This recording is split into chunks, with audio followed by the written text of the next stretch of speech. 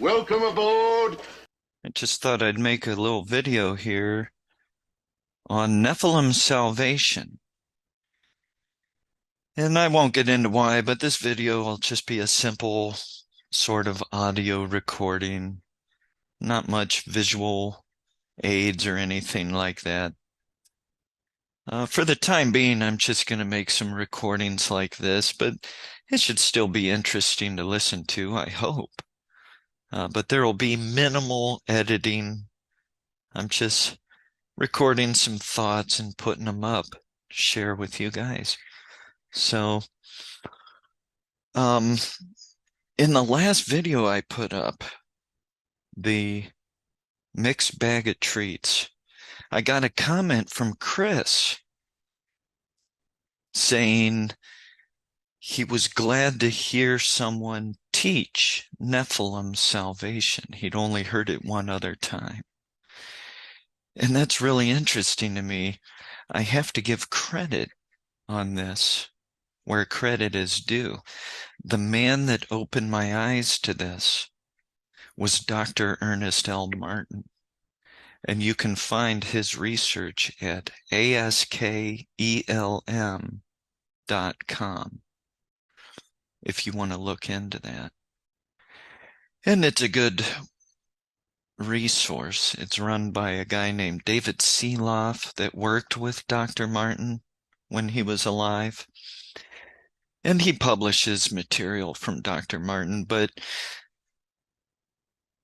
it was something Dr. Martin said that led me into this understanding.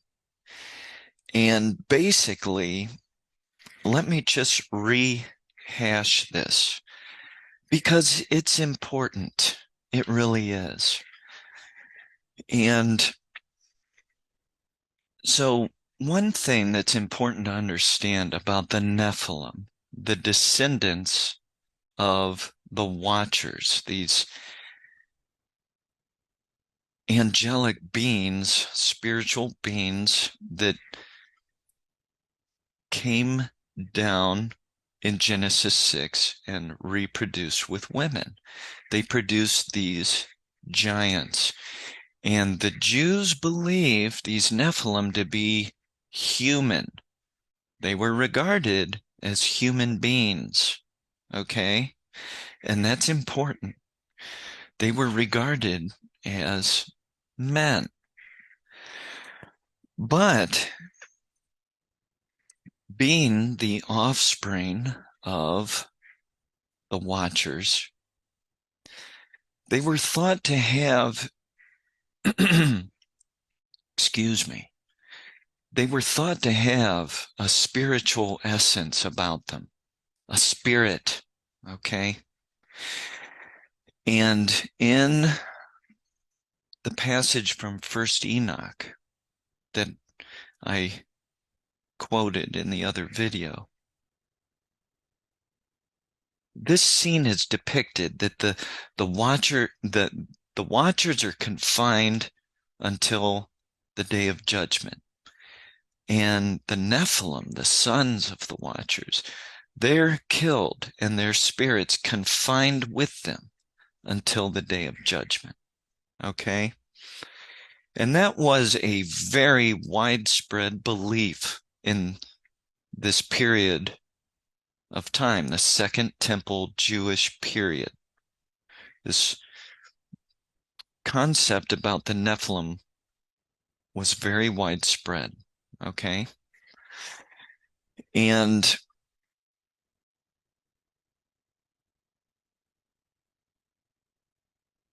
when we come to 1 Peter 3, what you'll often hear out there is the opinion that Peter must be referring to this place known as Abraham's bosom, the place that Pharisees believed. This was a Pharisee type belief of the afterlife. And in Luke 16, Jesus utilizes that belief to teach them a lesson, to to make a point. Now, it's important to understand that even though Jesus utilizes their understanding to make a point, he's not endorsing it as factual. He's not endorsing it as a correct depiction of the afterlife or the intermediate state. He's not really meaning to do that, okay?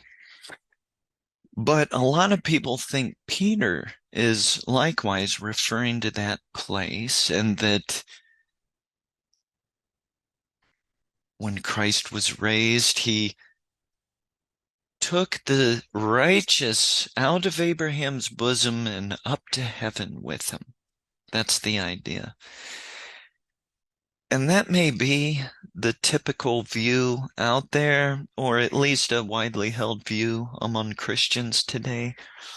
But that's really not the meaning in 1 Peter 3. And scholars are certain, due to linguistic connections, they're certain that Peter has the Enochian material in mind. Okay. And so what Peter is saying, like I said when I was talking with Lane, is there's a bit of polemic here against the Book of Enoch, which ensures us that the watchers and their offspring are forever condemned, and they have no hope. That is being challenged by Peter. That is what's going on in this verse. And there's another verse in chapter 4 that plays into it as well.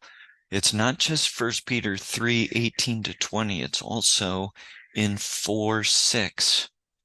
And really, these passages together constitute one of the most difficult concepts in the New Testament.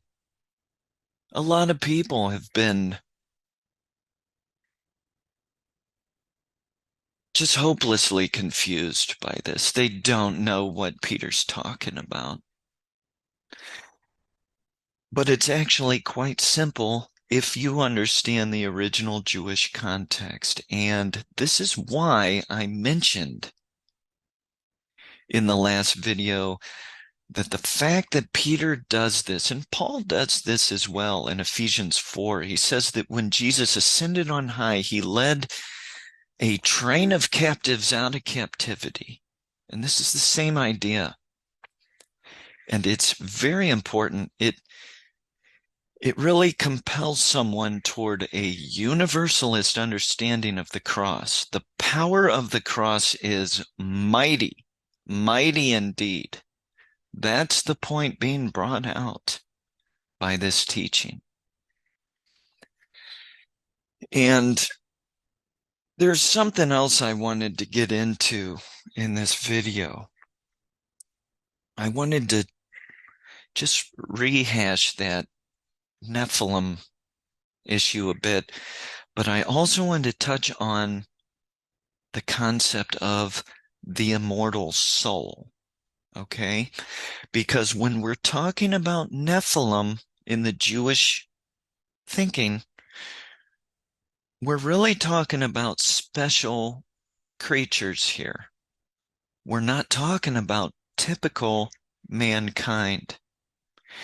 And in Jewish thinking, you would find people that believed a normal man had a soul or a spirit, okay? But you would also find Jews that didn't believe that. And the truth is that Revelation is very silent on the intermediate state or on man having a soul. Divine revelation doesn't get into that area. It's very vague. And this even comes out in something Solomon said in Ecclesiastes 3.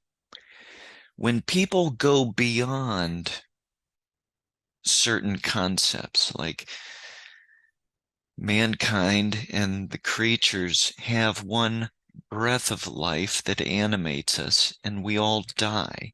We have this in common. And when you go beyond that, we don't really know. At the time Solomon said that, we really just didn't know about the intermediate state. We haven't been informed on it. It's a very vague concept. Now, Greeks, non-Jews, the pagans, they typically all believed that man had a spirit, that beasts have spirits. They believed in this pretty much across the board. And the reason I'm bringing this up is because people struggle today over what position to hold on this. And I would say that the most important book of the Bible to go to when discussing immortal soulism is 2 Corinthians. Because in 2 Corinthians, on 2 different occasions, we have the Apostle Paul touching on this subject.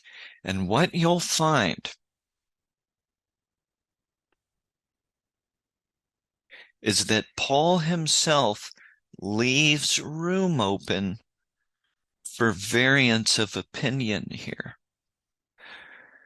And in 2 Corinthians, in chapter 5, and then in chapter 12, we have Paul using language that sounds soulish.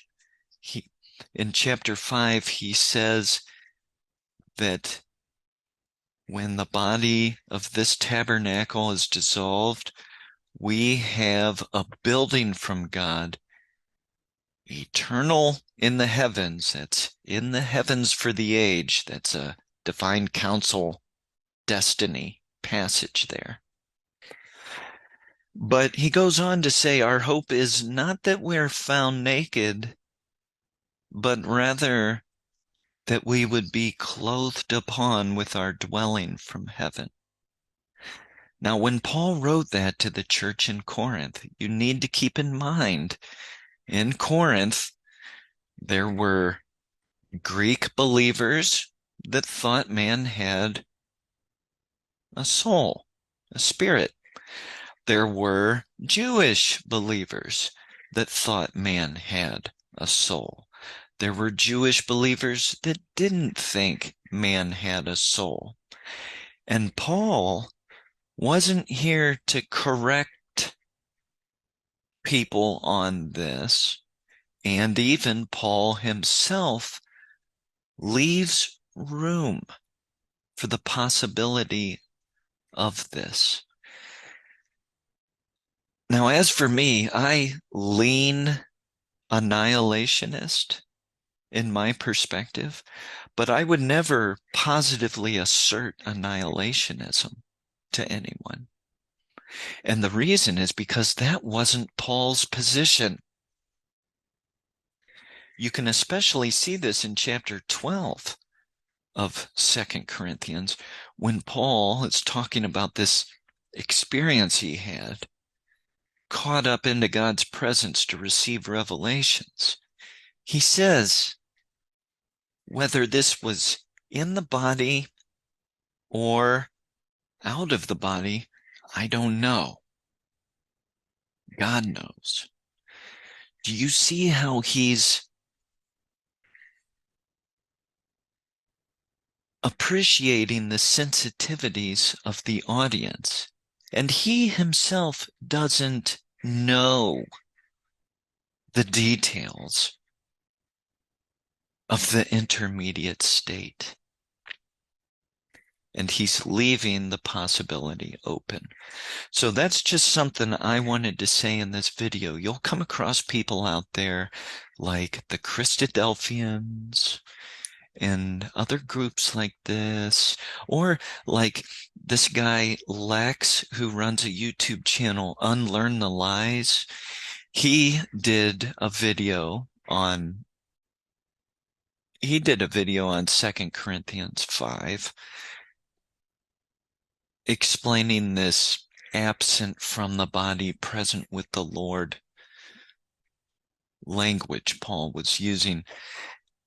He does a good job, but he doesn't quite explain why Paul uses the language he does and what's going on there. And I would say it's because Paul is leaving the possibility open. So annihilationists can't positively assert their position.